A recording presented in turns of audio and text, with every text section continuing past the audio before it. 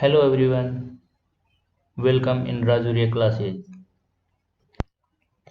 Chapter के second topic में हमने देखा था कि फ्रेंच सोसाइटी को नेशनल असेंबली ने टू कैटेगरीज में डिवाइड कर दिया था, एक एक्टिव सिटीजन और दूसरे पैसिव सिटीजन्स। क्या आपको याद है पैसिव सिटीजन्स में कौन कौन इंक्लूड था? पैसिव सिटीजन में वे सभी मेल पर्सन जो टैक्स पे नहीं करते थे और वुमेन इंक्लूड थी। वुमेन को पैसिव सिटीजन का दर्जा क्यों दिया गया? क्या उन्होंने फ्रेंच रिवॉल्यूशन में किसी प्रकार का कोई कंट्रीब्यूशन नहीं किया था, या उन्होंने फ्रेंच रिवॉल्यूशन में कौन सा कंट्रीब्यूशन किया था, क्या कंट्रीब्यूशन किया था, वो हम इस टॉपिक में डिस्कस करने जा रहे हैं। आपके सामने यह जो पेंटिंग है, यह है अक्टूबर 1789 की घटनाओं की उन पेंटिंग्स में से एक है। इस पेंटिंग में महिलाएं राजा को लाने के लिए पेरिस से वर्साई की ओर मार्च करती हुई दिखाई गई हैं। महिलाएं शुरू से ही फ्रांसीसी समाज में इतने इम्पोर्टेंट चेंजेस लाने वाली गतिविधियों में एक्टिवली पार्टिसिपेंट रही हैं। उन्हें इस बात की उम्मीद थी कि उनकी भागीदारी रिवॉल्यूशनरी गवर्नमेंट को उनका जीवन सुधारने के लिए ठोस कदम उठाने के लिए प्रेरित करेंगी। यहाँ यह देखना होगा कि उस समय फ्रांस और यूरोप में महिलाओं की कैसी स्थिति थी। थर्ड एस्टेट की अधिकतर महिलाओं को लिविंग अर्न करने के लिए वर्क करना पड़ता था। ये महिलाएं रिच फैमिलीज में डोमेस्टिक वर्क करती थी, बाजार में फल फूल सब्जियां बेचती थी, कपड़ों की धुलाई करती थी, सिलाई बुनाई जैसे काम करती थी। ज़्यादातर महिलाओं के पास पढ़ाई लिखाई या जॉब ट्रेनिंग पाने के कोई मौके नहीं थे। केवल नोबेल्स की लड़कियां या थर्ड एस्टेट के रिच फैमिलीज की लड़कियां ही कॉन्वेंट में पढ़ पाती थी। इसके बाद में उनकी शादी कर दी जाती थी। वर्किंग वुमेन को अपने परिवार का पालन पोषण भी करना पड़ता था, जैसे खाना पकाना, पानी लाना, लाइन लगाकर ब्रेड लाना और बच्चों की देखभाल करना। ये सब काम उन्हें करने पड़ते। उनकी मजदूरी पुरुषों की तुलना में कम होती थी। महिलाओं ने अपने हितों की रक्षा के लिए और उन पर चर्चा करने के लिए खुद के राजनीतिक क्लब शुरू कर दिए और बहुत से न्यूज़पेपर निकाले। फ्रांस में विभिन्न सिटीज़ में महिलाओं के लगभग 60 वुमेन्स क्लब अस्तित्व में आए। उनमें से सबसे फेमस क्लब था the society of revolutionary and Republican women. उनकी मेन डिमांड यह थी कि महिलाओं को पुरुषों के बराबर पॉलिटिकल राइट्स प्राप्त होने चाहिए। वुमेन 1791 के कॉन्स्टिट्यूशन से बहुत ज़्यादा डिसअपॉइंट हुई, क्योंकि इस कॉन्स्टिट्यूशन ने उनको पैसिव सिटीजन का दर्जा दे दिया था। तो यहाँ पर क्वेश्चन आता है कि महिलाओं ने कौन कौन से पॉलिटिकल राइट्स की डिमांड रखी। उन्होंने mainly right to vote, assembly के लिए इलेक्ट होने की डिमांड रखी और पॉलिटिकल ऑफिस, राजनीतिक पदों पर बैठने के राइट की डिमांड रखी। स्टार्टिंग में रिवॉल्यूशनरी गवर्नमेंट ने ऐसे लॉज इंट्रोड्यूस किए जिनसे महिलाओं के लाइव्स में, महिलाओं के जीवन में इम्प्रूवमेंट में हेल्प हो सकती थी। The creation of state schools की स्थापना की गई और अब सभी गर्ल्स के लिए स्कूल जाना कंपलसरी किया गया। फोर्सफुली मैरिज, गर्ल्स की फोर्सफुली मैरिज, उनकी इच्छा के विरुद्ध फोर्सफुली मैरिज को फॉरबिडन किया गया, प्रतिबंधित किया गया। अब मैरिज का रजिस्ट्रेशन अनिवार्य कर दिया गया। सिविल लॉ के अंडर में डिवोर्स का प्रोविज़न रखा गया और ये डिवोर्स के लिए कोई भी अप्लाई कर सकता था, वुमेन या मैन कोई भी अप्लाई कर सकता था। जॉब्स के लिए ट्रेनिंग पाने का अधिकार, स्वतंत्रता महिलाओं को दी गई। ये कुछ राइट्स थे, कुछ कानून थे जो महिलाओं की लाइफ में इम्प्रूवमेंट के लिए इंट्रोड्यूस किए गए थे। बट रॉबर्ट्सपियर के टाइम को रेन ऑफ टेरर के नाम से भी जाना जाता है। उस टाइम में नई गवर्नमेंट ने ऐसे लॉज इशू किए जिनमें वुमेन क्लब्स को और उनकी पॉलिटिकल एक्टिविटीज़ को बैन कर दिया गया। कई जाने माने वुमेन एक्टिविस्ट को अरेस्ट कर लिया गया और उनमें से कुछ को एग्जीक्यूट कर दिया गया, फांसी पर चढ़ा दिया गया। लेकिन इससे महिलाओं का स्ट्रगल समाप्त नहीं हुआ। वोटिंग राइट्स और इक्वल वेज के लिए आने वाले नेक्स्ट 2 सेंचुरीज में वर्ल्ड की कई कंट्रीज में यह मूवमेंट चलता रहा और फाइनली 1946 में फ्रांस में वुमेन को राइट टू वोट दिया गया।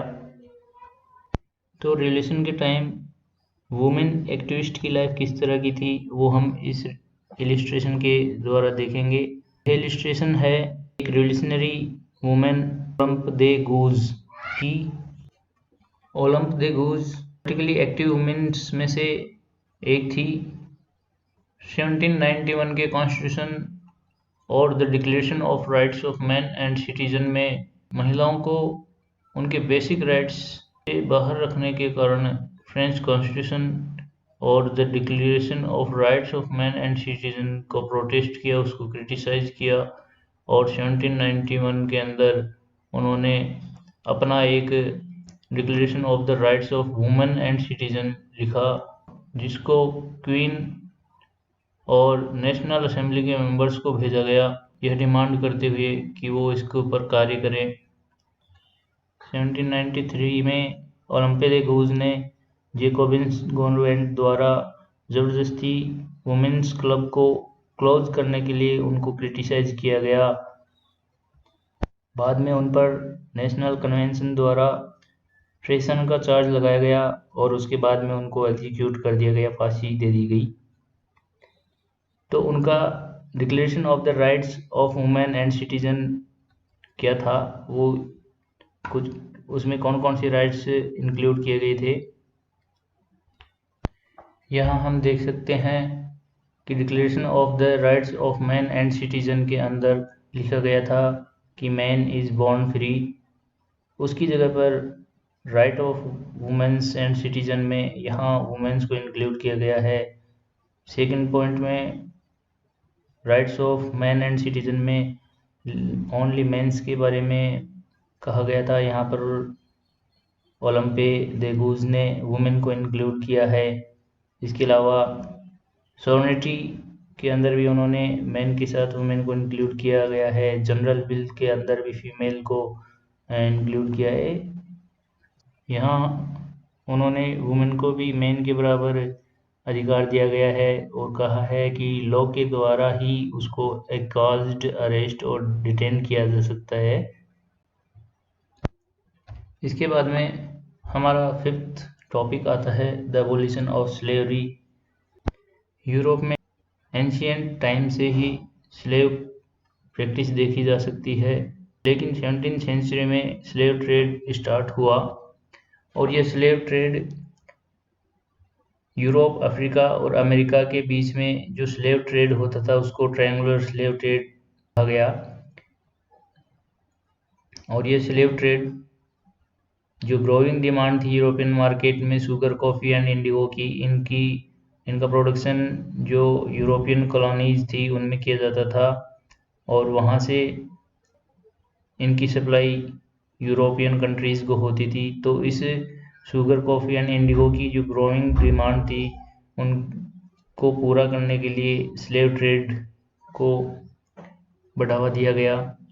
तो स्लेवरी होता क्या है कि इसके अंदर लोगों को फोर्सफुली वर्क करवाया जाता है, उनकी विल के अगेंस्ट वर्क करवाया जाता है, उनके साथ प्रॉपर्टी के रूप में उनके साथ ट्रीट किया जाता है, क्योंकि सिस्टम में उनको एक प्रॉपर्टी के रूप में ट्रीट किया जाता है तो उनको खरीदा और बेचा जाता है।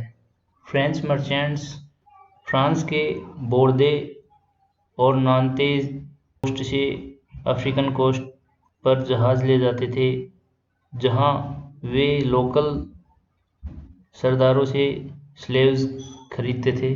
स्लेव्स को खरीदने के बाद में उनको ब्रांड किया जाता था, जैसे किसी वस्तु को अपना ब्रांड दिया जाता है, अपना टैग दिया जाता है, वैसे ही उन स्लेव्स को ब्रांड किया जाता था। जैसे गरम रोड से उनको उनके ऊपर कोई निशान बनाया जाता था और उसके बाद उन्हें जंजीरों से बांधकर जहाज़ों में ठूस दिया जाता था और 3 महीने की लंबी एटलांटिक ओशियन से कैरेबियन सी तक की 3 महीने की लंबी समुद्री यात्रा पर उन्हें रवाना कर दिया जाता था। बोर्दे और नांते जैसी पोर्ट सिटी स्लेव ट्रेड के कारण ही इतनी इकोनॉमिक फ्लोरिश हो पाई, प्रॉस्पेरिटी को प्राप्त कर पाई। 18th सेंचुरी में फ्रांस में स्लेवरी की कोई ज़्यादा निंदा नहीं हुई, उसका क्रिटिसिज्म नहीं हुआ। नेशनल असेंबली में लॉन्ग डिबेट्स हुई कि कॉलोनीज में रहने वाले लोगों को बेसिक राइट्स दिए जाएं या नहीं, लेकिन नेशनल असेंबली कोई भी ऐसा लॉ पास नहीं कर पाई क्योंकि उन्हें स्लेव ट्रेड पर निर्भर बिजनेसमैन का डर था। फाइनली 1794 में कन्वेंशन ने फ्रेंच कॉलोनीज में सभी स्लेव्स को फ्री करने का कानून पास किया, लेकिन यह ज़्यादा समय तक नहीं चला और 10 साल बाद ही नेपोलियन ने स्लेवरी को रीइंट्रोड्यूस कर दिया। फाइनली 1848 में फ्रेंच कॉलोनीज से स्लेवरी एबोलिश हो पाई। ये फिगर आप देख सकते हैं, द एमेंसिपेशन ऑफ स्लेव्स, दासों की मुक्ति का ये चित्र है। इसमें अमेरिकन और अफ्रीकन दासों को फ्री किया जा रहा है और उन्हें सिविलाइज करने के लिए वुमेन यूरोपियन क्लॉथ्स ऑफर कर रही है। आगे हम नेक्स्ट टॉपिक देखते हैं, the revolution and everyday life. Revolution के टाइम एवरीडे लाइफ किस प्रकार की थी। कोई भी कंट्री है उसके पॉलिटिकल चेंज है, वो वहाँ रहने वाले लोगों के क्लॉथ वेयरिंग पे, लैंग्वेज पे अपना इफेक्ट ज़रूर डालते हैं।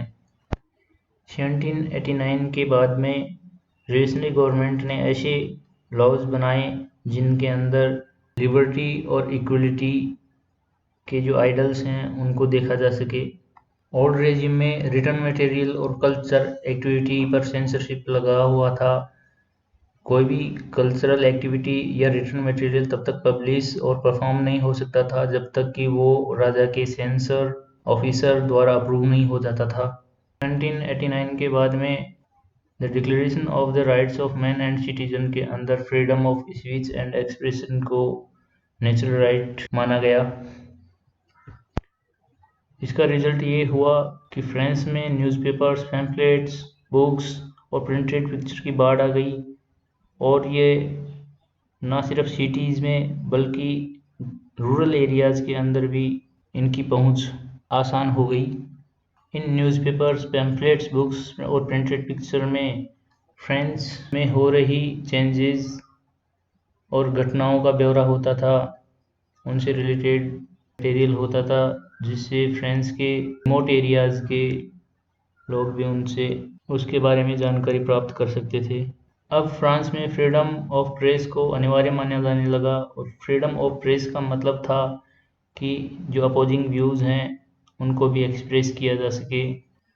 प्लेज, सॉन्ग्स और फेस्टिव प्रोसेशंस द्वारा लोगों को लिबर्टी और जस्टिस जैसे आइडियाज़ से जुड़ने और उनको समझने का एक अच्छा तरीका मिल गया। आप ये पेंटिंग देख सकते हैं जिसके पेंटर का नाम है लुई लियोपोल्ड बाइली। इसमें मरा को जनता को संबोधित करते हुए दिखाया गया है। मरा कौन था? मरा एक रिवोल्यूशनरी जर्नलिस्ट था जिसका पूरा नाम था जीन पॉल मरा। उन्होंने अपने एक न्यूज़पेपर जिसका नाम था लामिदू पेपल, इंग्लिश में जिसका टाइटल है the friend of the people, उन्होंने नेशनल असेंबली द्वारा जो कॉन्स्टिट्यूशन ड्राफ्ट किया गया था उसके बारे में उसको क्रिटिसाइज़ किया था, उसके बारे में टिप्पणी की थी। इसमें उसने कहा था कि जो रिवोल्यूशन हुआ है उससे कॉमन पीपल को किसी प्रकार का लाभ नहीं हुआ है। इसका पूरा लाभ रिच पर्सन को मिला है, क्योंकि जो पावर है वो मोनार्की से ट्रांसफ़र होकर ईस्टर्न सेक्शन को प्राप्त हो गई है। इसी के साथ ये चैप्टर समाप्त होता है। आइए इसके कंक्लूजन को देख लेते हैं। 1804 में नेपोलियन बोनापार्ट ने खुद को फ्रांस का सम्राट घोषित कर दिया। उसने पड़ोस के यूरोपीय देशों की विजय यात्रा शुरू की। पुराने राजवंशों को हटाकर उसने नए साम्राज्य बनाए और उनकी बागडोर अपने खानदान के हाथों में दे दी। नेपोलियन खुद को यूरोप के आधुनिकीकरण का अग्रदूत मानता था। उसने निजी संपत्ति की सुरक्षा के कानून बनाए और दशमलव पद्धति पर आधारित नाप तोल की एक समान प्रणाली चलाई। शुरू में बहुत सारे लोगों को नेपोलियन मुक्तिदाता लगता था और उससे जनता को स्वतंत्रता दिलाने की उम्मीद थी, पर जल्दी ही उसकी सेनाओं को लोग हमलावर मानने लगे। आखिरकार 1815 में वाटरलू में उसकी हार हुई।